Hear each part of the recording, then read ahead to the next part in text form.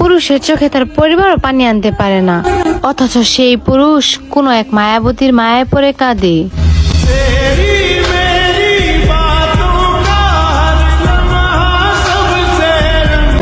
ওহে নারী, তুমি মিথ্যা ভালোবাসায় আশা দিছিলে একটা ছেলেরে। মা বাবার আদরের ছেলেটাও হাসি খুশি ছিল, এখন ডিপ্রেশনে কান্না করে।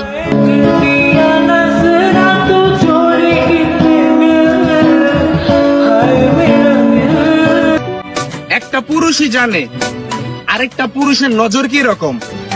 ওহে নারী, তুমি পুরুষের শাসনে বিরক্ত হইও না।